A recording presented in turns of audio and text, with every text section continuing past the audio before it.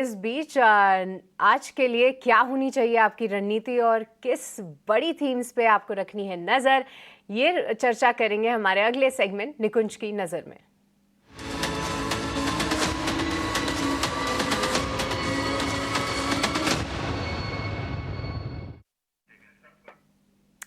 तो हमारे साथ ईटी नाउ स्वदेश के एडिटर इन चीफ निकुंज तालमिया भी जुड़ चुके हैं। निकुंज सर, वेरी गुड मॉर्निंग। एक लॉन्ग वीकेंड के बाद हम मिल रहे हैं और आपसे एक बार मार्केट्स पे नज़रिया आप जानना ज़रूर चाहेंगे, पर मैं आपसे एक बार पावर यूटिलिटीज़ पे राय जानना चाहती हूँ। आज बोफा की रिपोर्ट आई और वो इसलिए क्योंकि पावर एज अ थीम आप कई समय से इसकी चर्चा भी कर रहे थे। आज बोफा का कहना है कि अब तक जितना अपसाइड हमने देखा है वो कहीं ना कहीं वैल्यूएशन कंफर्ट दे रहा था। हालांकि वो टाटा पावर पे पॉजिटिव ज़रूर है, उन्होंने टारगेट प्राइस बढ़ा दिया है। पर सर, अगर अभी किसी को power as a theme play करना हो तो उनकी क्या रणनीति होनी चाहिए और आपका क्या टेक है? मेरा मानना है best of the power sector gains are not behind us. Best अभी आने वाला है। क्योंकि इस सेक्टर का बेस्ट अभी आया नहीं। पावर सेक्टर क्या है जी? पावर सेक्टर को अगर हम डिवाइड करें तो सबसे पहले होता है पावर जनरेशन। पावर जनरेशन क्या है? जो कंपनियां बिजली बनाती हैं। बिजली के सोर्स क्या होते हैं? कोयला, जिसके अंदर 80% से ज़्यादा हिंदुस्तान की कैपेसिटी कोयले से आती है। सेकेंड है सोलर। थर्ड है आपका न्यूक्लियर, जो कि हिंदुस्तान में काफ़ी कम है, जहाँ भी हम देख रहे हैं कि काफ़ी रिफॉर्म्स और प्राइवेटाइजेशन हो रहा है। और चौथा है विंड। इन तो सबसे पहले होता है पावर जनरेशन।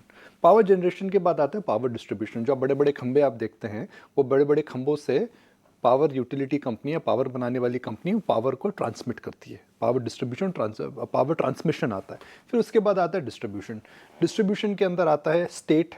आपको जिस भी शहर में आप देखते हैं, वहाँ पर आपका जो स्टेट या प्राइवेट सेक्टर, दो प्रकार की कंपनी होती है, डिस्ट्रीब्यूट करती है। मिसाल के तौर पर मुंबई में टाटा पावर है, मिसाल के तौर पर दिल्ली में टाटा पावर है। मगर कई जगहों पर अभी, और लगभग मेजॉरिटी जगहों पर अभी भी स्टेट डिस्ट्रीब्यूट करती है। वहाँ पर बड़े रिफॉर्म्स आने वाले हैं। और वहाँ पर हमने देखा कि जो बिजली की चोरी होती थी, जो डिस्कॉम के प्रॉब्लम्स होते थे, जो लोड शेडिंग होती थी, अगर आप मैं जब मुंबई में रहता था तो मुंबई में लोड शेडिंग नहीं हुई है, मगर दिल्ली में अमूमन हमेशा लोड शेडिंग होती थी। जब मैं राजस्थान में रहता था, वहाँ पर पावर 24/7 जरूर आता था, मगर 24 दिनों में 7 दिन आता था। बॉम्बे के अंदर 24/7 दूसरा आता है। तो मुझे लगता है कि उस पूरे चक्र के अंदर अभी हम देख रहे हैं रिफॉर्म्स अच्छे आ रहे हैं। तीसरा, मुझे लगता है कि पावर सेक्टर में जो केपिक्स रिलेटेड थीम्स हैं, वो BHEL हो गया, या फिर मीटर वाली कंपनी हो गई, या फिर सीमेंस हो गया, या फिर थमैक्स हो गया, मुझे लगता है वहाँ पर भी अभी काफ़ी चेंजेस आना है। कुल मिलाकर की बोफार की रिपोर्ट अच्छी है, मगर मैं उससे सहमत नहीं हूँ। मेरा मानना है कि best of the power sector gains are not behind us, because sector के अंदर अभी बड़े रिफॉर्म्स आने वाले हैं। ठीक है। Nikunj sir, good morning sir. FIIs की जो सेलिंग चल रही है उसको आप किस तरह से देख रहे हैं? क्योंकि हम देख रहे हैं कि लगातार 2,500 करोड़ की, 3,000 करोड़ की कैश में नेट सेलिंग है। तो एफआईआईज की बेरुखी क्यों है? एफआई जा कहाँ रहे हैं? क्या ये चाइना की तरफ फंड फ्लोज थोड़े से मूव होते दिख रहे हैं? क्योंकि चाइनीज प्रीमियर की तरफ से बड़े कुछ एनकरेजिंग स्टेटमेंट आए हैं कि उनकी इकोनॉमी रिबाउंड कर रही है, वहां पर इंप्रूवमेंट्स के अच्छी गुंजाइश दिख रही है।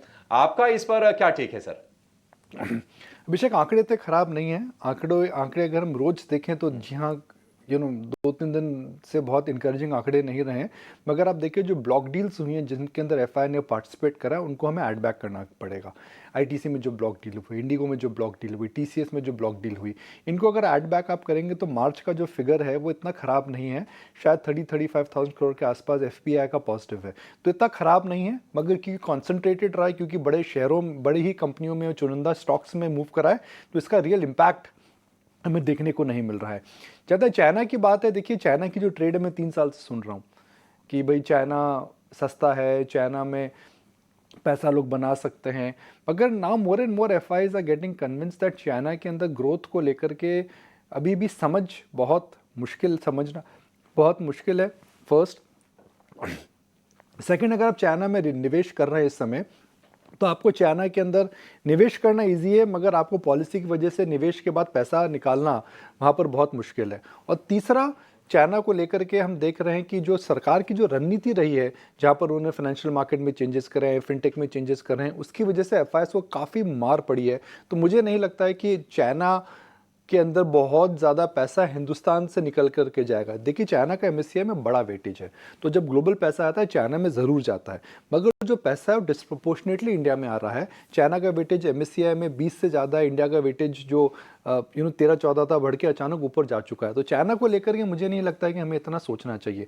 देखिए मेरे हिसाब से एक रणनीति सिंपल होनी चाहिए कि आप don't fight the fall in small cap stocks and don't be scared to buy large cap stocks. Small cap stocks में लड़े नहीं और large cap stocks से डरे नहीं।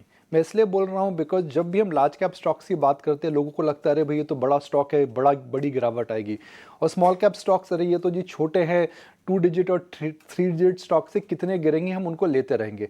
मेरे हिसाब से उल्टी रणनीति होनी चाहिए, लार्ज कैप से ना डरें और स्मॉल कैप से ना लड़ें। ठीक है, ये बात बढ़िया हो गया। तो सर एक लाइन ही हम लगा देते हैं और ये लाइन मेरे को लगता है दिन भर में चलनी चाहिए टीवी स्क्रीन पर। अगर आप ऊपर या नीचे कहीं भी प्रोड्यूसर साहब देख के लगाइएगा, छोटों से लड़े नहीं, बड़ों से डरे नहीं। तो अगर ऐसे लिखना चाहे तो ऐसे भी लिखा जा सकता है। निकुंज सर एक और चीज़ मैं आपसे ज़रा पता करना चाहता हूँ, अभी इलेक्शंस की डेट आ चुकी है सर, आपको भी मालूम है अब 4 जून को रिजल्ट आएगा।